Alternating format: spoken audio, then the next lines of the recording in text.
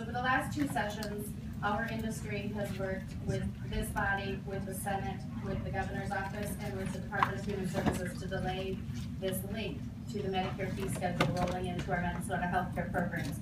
We're here this session to find a permanent solution, and so we're hoping that this bill permanently will fix this problem. Yeah, this would have taken effect in 2015 in the metropolitan area. Again, that's been delayed for the last 2 years. This cliff of rates for very critical products and services, which my colleagues are going to testify for on the impact to their children who are consumers through the Minnesota healthcare programs, will be in effect July 1 of this year in the 11 county actually metro area. July 1 of 2016, it will be statewide if we don't decouple the Medicare and Medicaid rates. Because we've talked about this in previous sessions, because we've been successful in delaying this in previous sessions, I'm going to turn it over to my colleagues. I'm certainly happy to take questions on the bill at the end of our testimony, but I'm going to turn it over to my colleagues to talk about their children and the way that they need to access these products and services. Welcome, please state your name for the record. Madam Chair, my name is Pat Lang, and if you look in your packets, this little child is my daughter. 2 pictures, you can see her. This is my 16-year-old daughter, Madigan. In 2001, she was diagnosed with a rare genetic, life-threatening disease. Maddie used to be able to play with her toys in the yard, feed herself, and sing like an angel. Now, after 2 bone marrow transplants and progression of the disease, Maddie's breathing is supported by a ventilator. She receives 100% of her nutrition from a feeding tube, and she utilizes a wheelchair for her mobility because her legs will no longer support her. She is believed to be the oldest living child with this disease, and her doctors attribute it to our zest for life, her positive attitude, and the fact that we manage this disease as if it's invisible in our almost normal home. You can see by her smile in the photo, and no offense, but the handsome male photos that you see on the wall by her bed, that she is very happy and a fun-loving teenager. She will be graduating in 2015.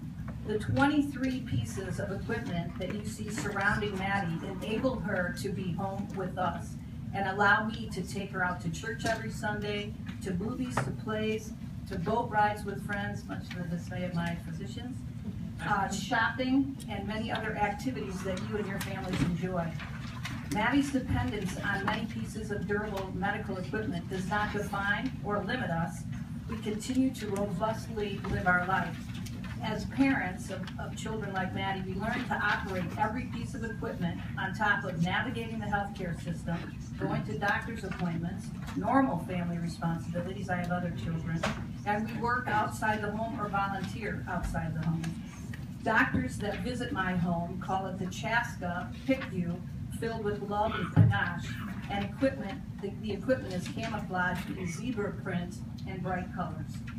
I work, and I cannot afford to retire because of the cost of her medical needs. I'm very cost conscious, and we use many pieces of our home equipment when we go to the hospital to prevent us being charged for equipment in the hospital. I can't afford a price increase on anything, and I can't imagine our life if the suppliers of said equipment go out of business due to competitive bidding. If you don't know or have never met a child with an extensive medical need like Madigan, I beg you to come visit us in Chaska and witness for yourself how we manage to live an almost normal life. Thank you. Thank you, Madam Chair and committee members. Thank you for taking the time to listen to our story today. My name is Debbi Harris, and I'm from Egan. And the picture you have in your folder is my son Joshua, the top picture with his grandpa at his All-Stars baseball game.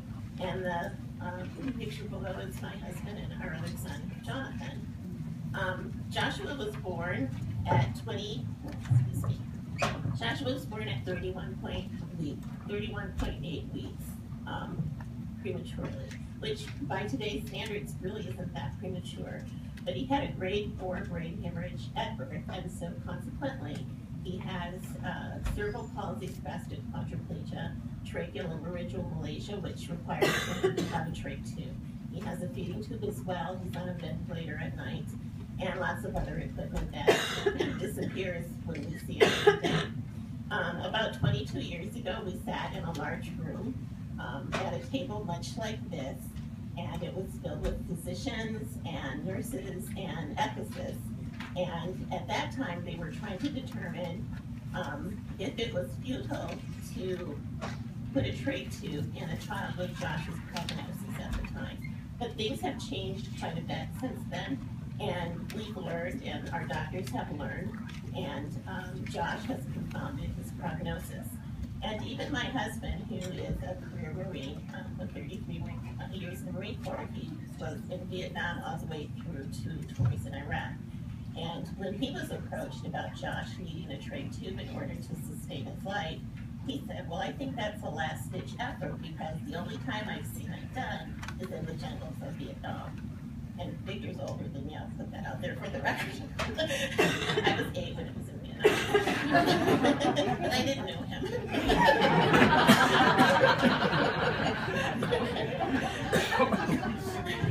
But for Josh, it was a life-sustaining piece of equipment. It's not a very complex surgery, but it was a life-sustaining piece of equipment.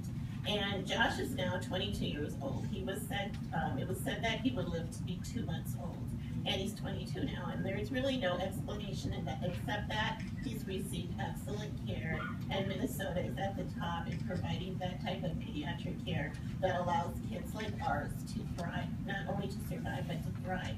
And Josh, he lives at home with us. He attends a fine arts social program about once a week in the winter, and we'll probably increase that when it gets to be better weather. He plays baseball with his lifelong friends, All-Stars baseball team on Wednesday nights in Burnsville. He watches MSNBC with his grandpa at night, and he watches Fox News with his nurse.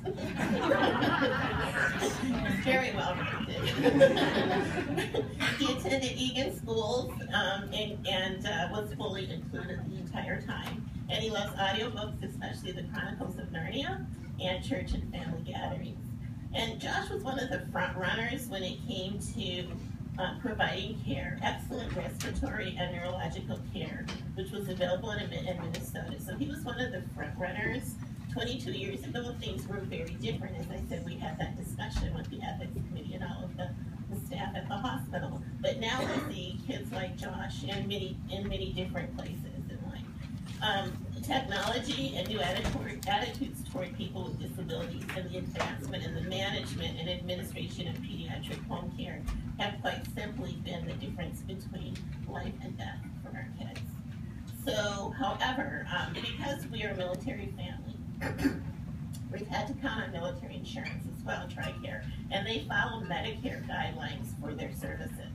And so when my husband was on active duty, they stopped his nursing care and other provision of supplies and equipment because it was structured as for Medicare patients who are typically elderly patients, not young people who have a very different journey to make than those other patients. And at that time, they had no notion of kids like Josh.